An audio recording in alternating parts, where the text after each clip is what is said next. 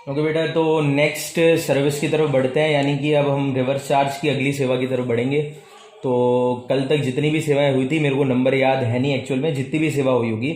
तो आज अपन चलते हैं हम नेक्स्ट सेवा के ऊपर। बेटा आज जो मैं सेवा चालू कर रहा हूँ, अगेन वो थोड़ी सी लेंदी सेवा हो सकती है, क्योंकि कॉन्सेप्चुअल है। जैसे कि पहले नंबर की सेवा में कॉन्सेप्ट से थोड़े ऐसे इसमें भी हो सकते हैं। तो एक बार स्टार्ट करते हैं आज की पहली सेवा। तो अब ये जो सर्विस है रिवर्स चार्ज वाली, उसको आप समझेंगे। पॉइंट यानी प्रोविजन ऐसा है, नोटिफिकेशन कहता है कि सर्विस प्रोवाइडेड बाय, तो कोई भी सेवा जो कि देने वाला कौन हो, ये बड़ा इंपॉर्टेंट है। Central government, state government, union territory, local authority. तो अगर ये लोग सेवा देते हो, दैट इज कौन कौन सेवा देते हो, central government, state government, union territory और लोकल अथॉरिटी। ठीक है, किसको सेवा देते हो? जवाब है business entity. Again business entity word मैंने कल भी आपको समझाया था, तो होप आपको आता ही होगा। तो कोई भी सर्विस जो कि ये लोग बिजनेस एंटिटी को देते हो, उस सेवा पे बेटा रिवर्स चार्ज लग जाएगा। मतलब क्या होने वाला है कि जो भी जीएसटी गवर्नमेंट के द्वारा दी गई सेवा का बनेगा, वो जीएसटी पे करने की जिम्मेदारी बिजनेस एंटिटी हो जाएगी। अब मेन ये लफड़ा आता है, सर आपने ये तो बताया ही नहीं कौन सी सर्विस। आपने तो केवल ये कहा सेवा देने वाली गवर्नमेंट होनी चाहिए और लेने वाले बिजनेस एंटिटी होनी चाहिए, तो रिवर्स चार्ज लग जाता है। कौन सी सेवा पे लगेगा? अब यहीं पे मेन ट्विस्ट आपका चालू होता है। कौन सी सेवा पे रिवर्स चार्ज लगेगा? तो देखो बेटा मैं क्या लिख रहा हूँ, एनी सर्विस। मतलब कोई फर्क नहीं पड़ता कि गवर्नमेंट बिजनेस एंटिटी को कौन सी सेवा देती है, कोई सी भी सेवा गवर्नमेंट ने अगर बिजनेस एंटिटी को दी, और अगर वो सेवा टैक्सेबल है ऑब्वियसली, क्योंकि बाय चांस वो सेवा ही एग्जाम्प्ट हो जाए तब तो जीएसटी नहीं लगेगा, ना फॉरवर्ड ना रिवर्स। तो अगर कोई सी भी सेवा गवर्नमेंट बिजनेस एंटिटी को देती है तो उस पर रिवर्स चार्ज लगेगा। अब तो इजी हो गया है प्रोविजन, क्योंकि जब एनी है तो बात ही खत्म हो जाती है। पर यहीं पे लॉ ने फिर वापस से छेड़खानी करी, उन्होंने उल्टा जवाब दिया, एक्सेप्ट। यानी कि कौन सी सर्विस पे रिवर्स चार्ज लगेगा ये नहीं बोला इस पॉइंट के अंदर, कौन सी सर्विसेज पे नहीं लगेगा ये बता दिया है। तो अब जो मैं आपके सामने सेवाओं के नाम लिखने वाला हूँ, वो सेवाएं अगर गवर्नमेंट बिजनेस एंटिटी को देती है तो उन पे नहीं लगेगा रिवर्स चार्ज, उसके अलावा की सेवाओं पे रिवर्स चार्ज लगेगा।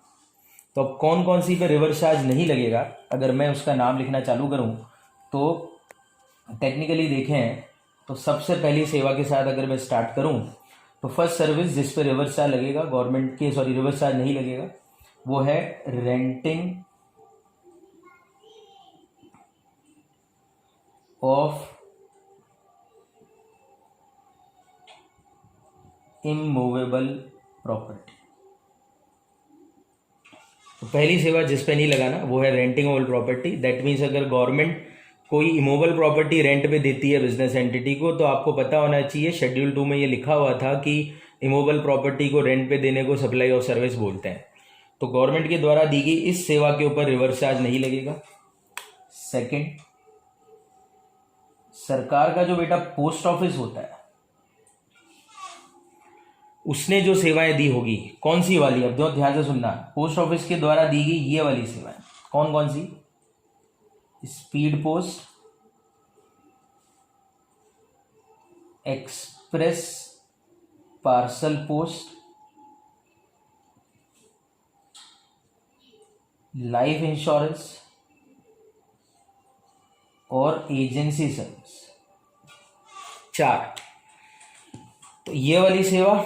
और सरकारी जो डाकघर होते हैं, पोस्ट ऑफिस में सब आप गए होंगे, तो पोस्ट ऑफिस के द्वारा जो 4 सेवाएं हैं उनके ऊपर भी रिवर्स चार्ज नहीं लगाना। एक स्पीड पोस्ट की सेवा, एक्सप्रेस पार्सल पोस्ट की सेवा, लाइफ इंश्योरेंस की सेवा और एजेंसी सर्विस की सेवा। इसके अलावा और जो है मैं थोड़ा ऊपर की साइड लिखूंगा, आपको थोड़ा सा ध्यान दे देना। इसके अलावा एक्सेप्शन में आएंगे service in relation to vessel और एयरक्राफ्ट। कोई सी भी और सेवा जो कि सरकार ने किसी जहाज या हवाई जहाज के संबंध में दी है। अब आपका कॉमन सेंस शायद इतना नहीं होगा, आपको ये लगेगा कि साहब हवाई जहाज या जहाज के संबंध में कौन सी सेवाएं देगी, तो सरकार बहुत देती है।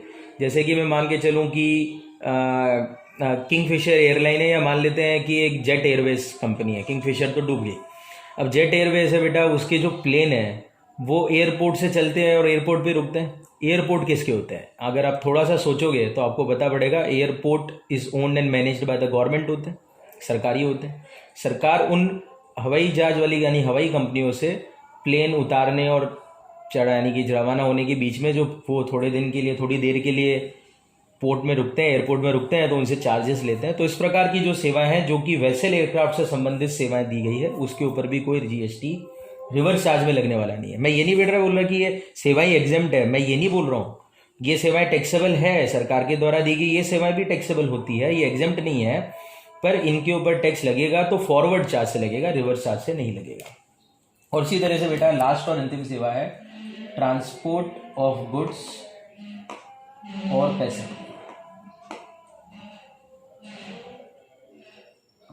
एक और सेवा जिसको रिवर्स चार्ज के दायरे से बाहर करा है वो है सरकार ने जो गुड्स और पैसेंजर ट्रांसपोर्ट की सेवा दी। अब सरकारी बहुत सारे गुड्स पैसेंजर ट्रांसपोर्ट सेवा है, जैसे इंडियन रेलवे हो गया, रोडवेज हो गया। तो ये जो सरकारी सेवाएं होती है उनके ऊपर भी रिवर्स चार्ज से जीएसटी पे नहीं किया जाता। यानी कि सरकार ने, यानी ओवरऑल लॉजिक क्या हो गया, गवर्नमेंट ने अगर बिजनेस एंटिटी को कोई भी सेवा दी तो रिवर्स चार्ज में जीएसटी बिजनेस एंटिटी को देना है। पर अगर ये सेवाएं दी जो कि आपकी आंखों के सामने भी लिखी हुई दिख रही है आपको, इन सब सेवाओं पे रिवर्स चार्ज लगने वाला नहीं है। ये आपका पॉइंट नंबर 1 है गवर्नमेंट से रिलेटेड।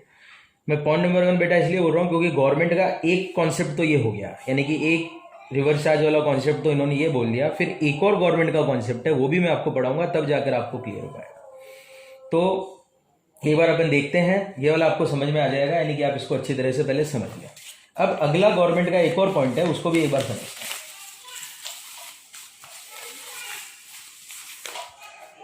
नेक्स्ट बेटा अगला पॉइंट कहता है, नेक्स्ट पॉइंट है वापस से सेम है, सर्विस प्रोवाइडेड बाय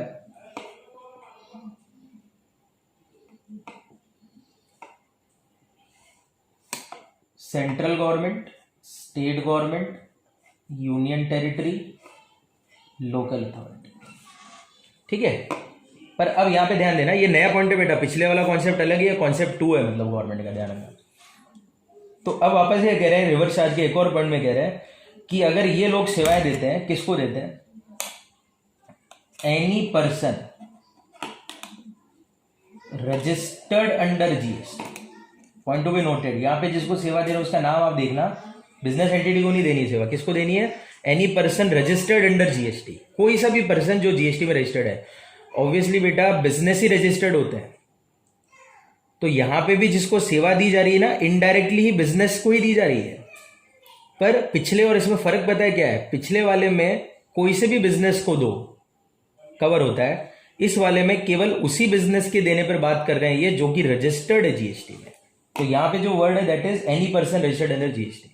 अब क्वेश्चन ये आता है कि साहब पहली सारी सेवाओं की बात तो हो गई, अब किस सेवा के लिए आया है, तो अब यहां पे क्या कह रहे हैं, देखो अगर ये वाला केस बनता है, यानी गवर्नमेंट ने अगर कोई सेवा दी है, कौन सी सेवा रिवर्स चार्ज में आएगी, उस सेवा का नाम आप सुनना, उसका नाम है रेंटिंग ऑफ इमूवेबल प्रॉपर्टी। जो पीछे वाले में एक्सेप्शन में थी वो इस बार इसमें टैक्सेबल है। यानी कि ओवरऑल में अगर आपको इन दोनों का लॉजिक समझाऊं, यानी कि अभी मैं इसको कंक्लूड करता हूं, एक बार बोला गया वो सुन लो। गवर्नमेंट अगर रेंटिंग प्रॉपर्टी की सेवा इनको देती है तो फिर रिवर्स चार्ज एप्लीकेबल होगा। ठीक है, अब पिछला वाला और इन दोनों पॉइंट को कंक्लूड करके मैं केस स्टडी बनाता हूं, आप उसको एनालाइज करें ना। सुने,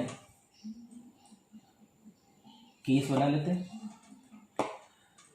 सर्विस प्रोवाइडर कौन है, सर्विस का नाम क्या है, रिसीवर कौन है, कौन जीएसटी पे करेगा उसका नाम, और लॉजिक। लिसन केयरफुली ना, केस नंबर 1। तो सर्विस प्रोवाइड की है गवर्नमेंट ने, कोई से भी गवर्नमेंट, सेंट्रल गवर्नमेंट ले ले, कुछ भी है। सर्विस का नाम है स्पीड पोस्ट, रिसिपिएंट है बिजनेस एंटिटी, कौन जीएसटी पे करेगा, जवाब है गवर्नमेंट खुद पे करेगी, लॉजिक है forward charge. Case number 2, service provide करने वाली गवर्नमेंट,